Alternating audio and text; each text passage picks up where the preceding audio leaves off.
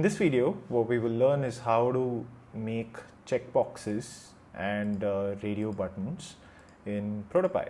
So as you see here, this is a checkbox and these are radio buttons.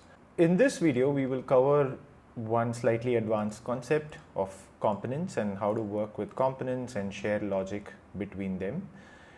So when you're ready, let's get started. The source files for this video are available along with the description, and also check out designerx.io for a classroom experience of this course with discussions, exercise files and other courses. So I'm going to move this Protopie file away, and let's move this away as well, and let me create a new Protopie file. And I also have a sketch file open in the background. I'll bring it here.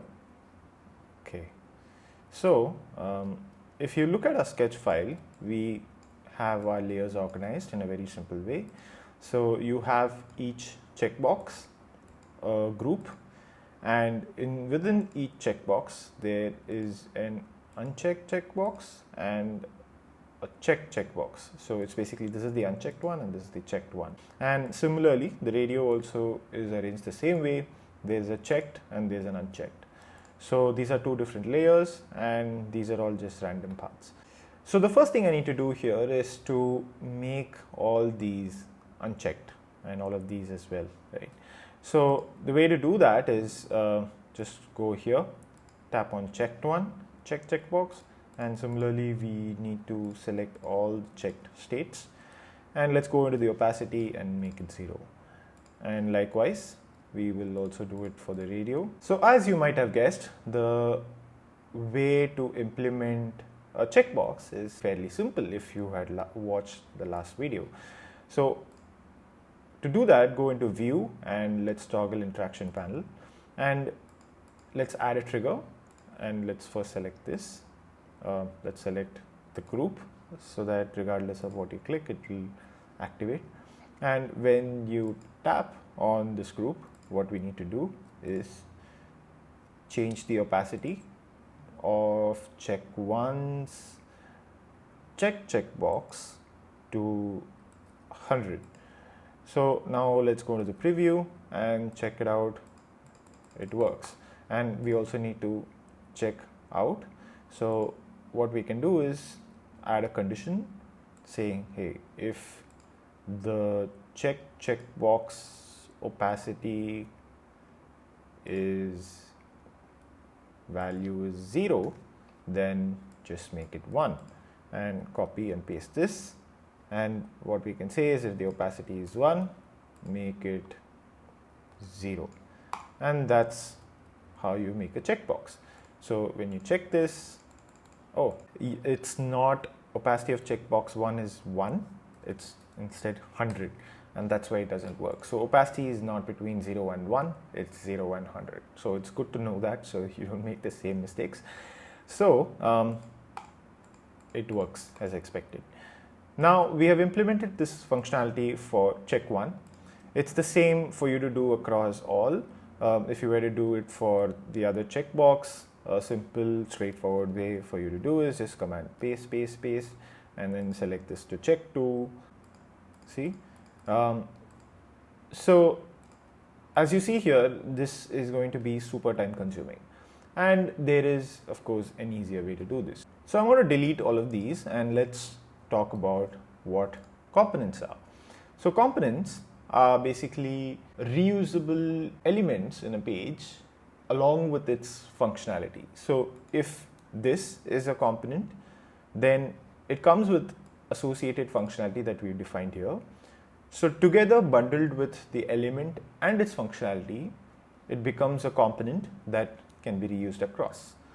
So to create a component, all we need to do is select your check 1 and tap on this to create a component, or you can also right click and say convert to a component. So I'm going to select check 1 and say create a component, and let's rename this to just say check, because we're going to be using the same checkbox everywhere.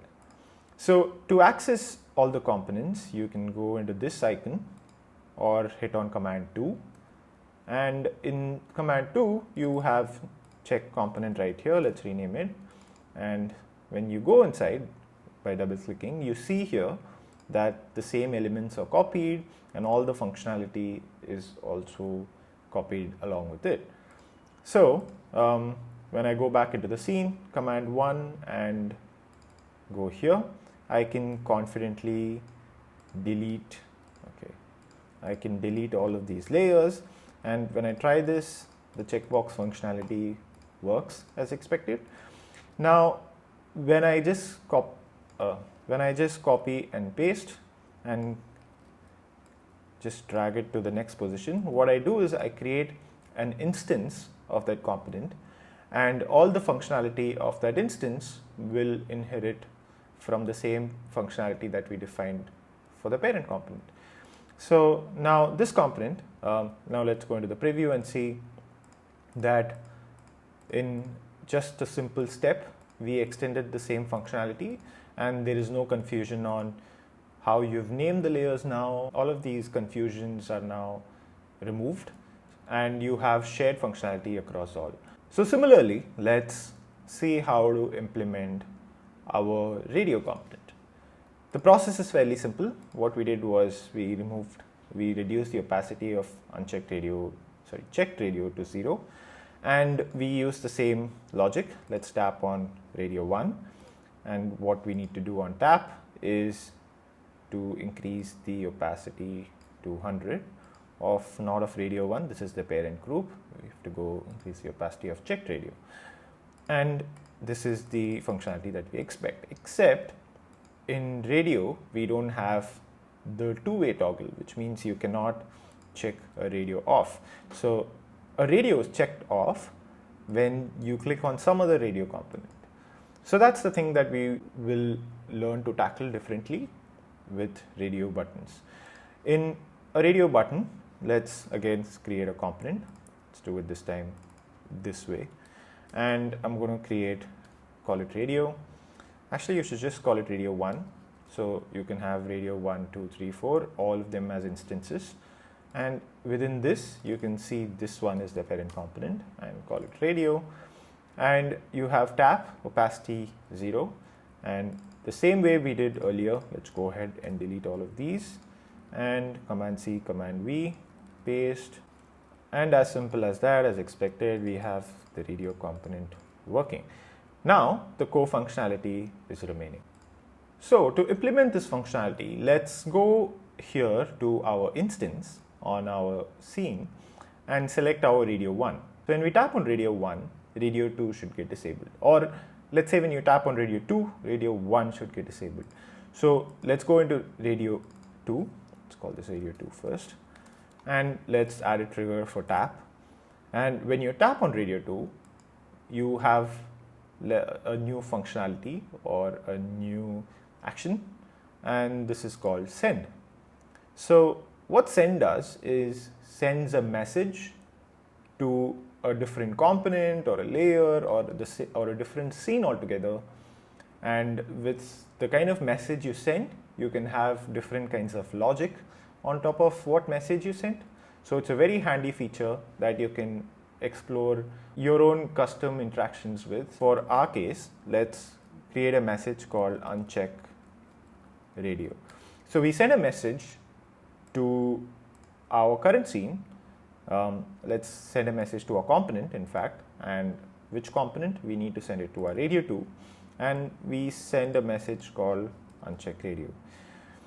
And let's explore the other options later.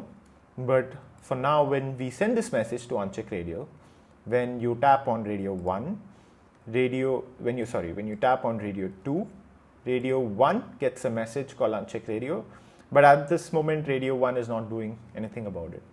So to receive that message, let's go into the component, radio component, and use a trigger called receive.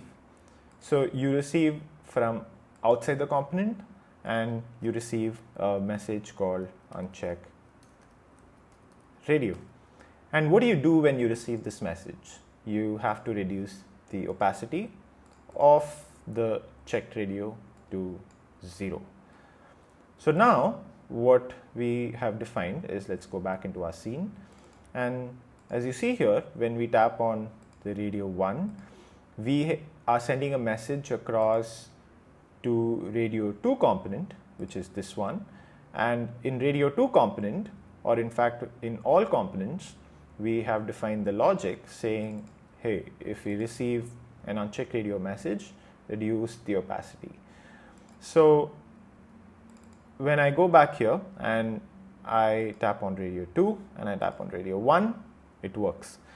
Now if I tap on, say, anything else, as you see here, it will not work. So if I tap on radio 1 and tap on radio 2, it doesn't work. When I tap on radio 1 and 3, it doesn't work. So how do you share this functionality across all components without having to send a message on each component? One way obviously would be to just send it from radio 2 to radio 3 to radio 4. You can do that.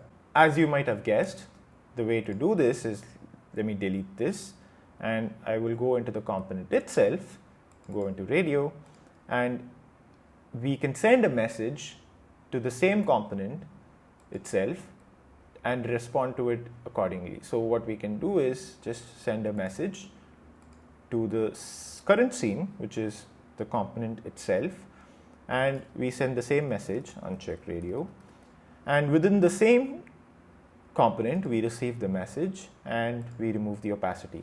Oh wait, I'm just going to say current scene, and I'm going to go here, and when I tap here, as you see here, nothing happened. So the reason this happens is because we have a conflict. So I'm going to go back to the radio, and the conflict is that when we tap, we ask it to respond this way, and at the same time we send, we receive the same message and ask it to respond in a different way. Now that's a conflict of actions that you are asking Protopie to perform. So to resolve this conflict, a simple way is to just respond at a different time. So now you basically add a delay of 0.2 and just move the increase opacity response on tap after a particular delay. So the exact component that gets the tap interaction, only that component will respond to this. Every other component will just receive it.